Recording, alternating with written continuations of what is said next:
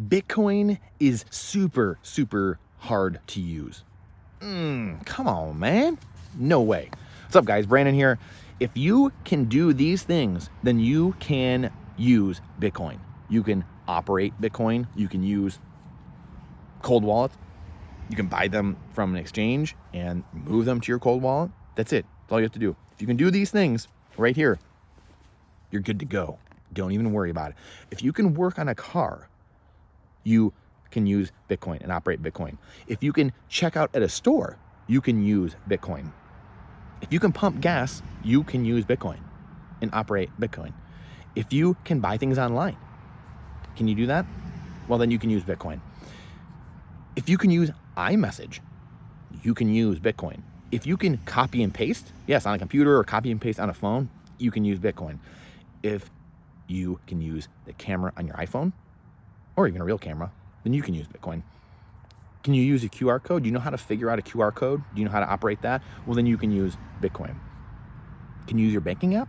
Can you use Venmo, PayPal, Cash App? Well, if you can, then you can operate Bitcoin. See, pretty much everything I just talked about right there was kind of daily functional things that everyone does nowadays. However, that's all encapsulated in Bitcoin. That's how the Bitcoin network works, right? Oh, you want to scan a transaction and send money instantaneously, final settlement for fractions of a penny to someone sitting next to you? Oh, just scan a QR code. Yeah, that's how we do it in Bitcoin. It's called the Moon Wallet, or Cash App actually can do that now, or Phoenix Wallet, or Blue Wallet, or Wallet Satoshi. All kinds of wallets where your Bitcoin sits, and boom, QR code, scan at the computer, done instantaneously within seconds. And the money is there within seconds. Fees are almost nothing, fractions of a penny, and it's done right away. There's no middlemen, nothing. Peer-to-peer. It's that easy. So if you can do that, you can use the QR code. If you can use the Venmo apps or PayPal apps in general, that's what the apps look like. They're even simpler, many of them, than the Venmo or PayPal, which I don't think are always the easiest apps to use. But the Bitcoin wallets are even simpler, the hot wallets.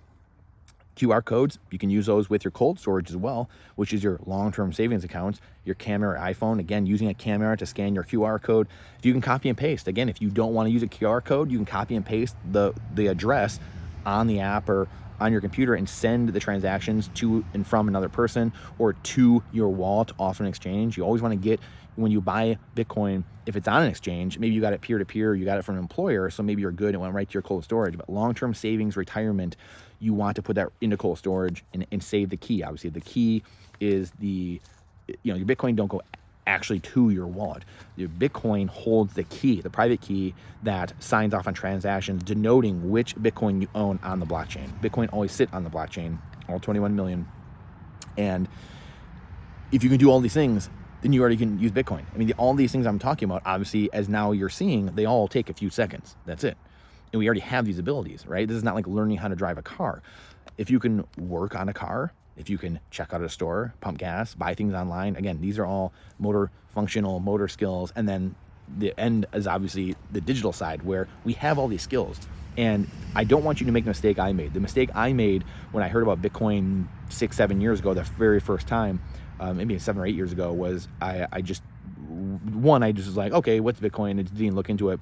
And the second time I heard about it, maybe 7 years ago, 6-7 years ago, was, I don't know what this wallet thing is. I don't really want it. Then it still took me another 2 years, about 2017, 2018, where I was like, I don't really know about this wallet thing. Still, this wallet thing was just confusing me. I just didn't look into it like I should have. I was still just into the gold world and thinking gold and silver was the only money, and that was the thing that was going to give us back.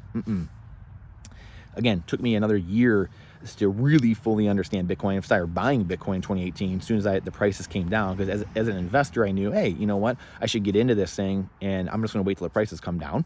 And they did. It was after the last halving. Prices came down in the bear market in 2018. I started buying and accumulating. And then 2019, 2020 is when I really started to understand Bitcoin and totally got it and started playing with wallets and understanding, because I left my stuff on an exchange for a year or two.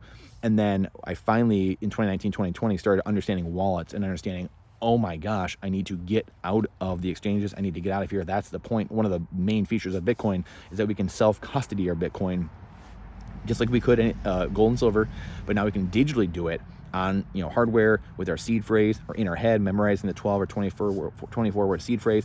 So if you can do all those things, you can do Bitcoin in seconds. You can buy it and then send it, copy and paste, or scan a QR code to your cold storage or to a hot wallet, which is like, you'd think about just like a wallet in your coat, or a purse in your coat, which you just carry maybe a couple $100 or whatever you're comfortable holding.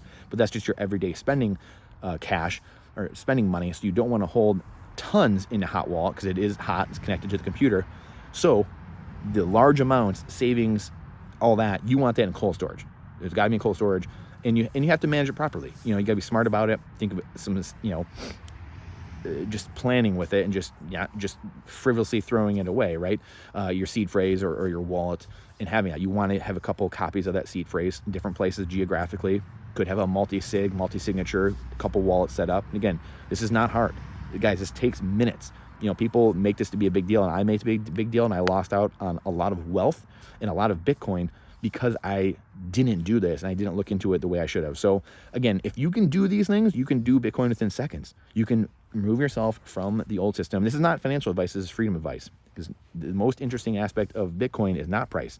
It's all the other things associated with it. It's the freedom, it's the liberty, it's the uncensorship, or the uncensorability, the immutability, the decentralized peer-to-peer network, the properties that it contains are what give it its value at the end of the day, right? And then it's not even account for the energy and what it's doing for the grids, stabilizing grids, and capturing methane gas, using renewable energy. It's mind-blowing once you get in this world. And it all comes back down to the few seconds of a couple of these skills right here. If you can do those things, which take a few seconds, and we already have those skills, you can own a part of what is going to be probably one of the most life-changing networks humans have ever discovered. So again, this is not financial advice, it's freedom advice. This is what I want for everyone. I want freedom, I want liberty. This is what we constantly harp on here, is questioning everything with boldness. Don't trust me, go verify. Please, go do your own homework. DYOR, do your own research. Let this be your call, though, into looking into it. Give it 5, 10, 20, 30 minutes. Go start looking into it. Go look at the research. Go look at all the videos and the blogs we have put out. Go, please check out my Twitter, Brandon_Gentili, and see the things I'm talking about, the people I'm talking to. Get into Bitcoin Twitter and start familiarizing yourself with what's going on, the new monetary system that is coming, the new monetary revolution that's coming, and the freedom that's coming because of what this is going to give us. It's going to give us the issuance of money and wealth back into the hands of the people, instead of the unproductive class at the top. So I urge you, please let this be your call. Please, please, please, please, please. This is not a wealth thing and, you're going to go to the moon and whatever, blah, blah, blah. Could it do that? Yes. And if enough people join it, obviously the network, then that will happen.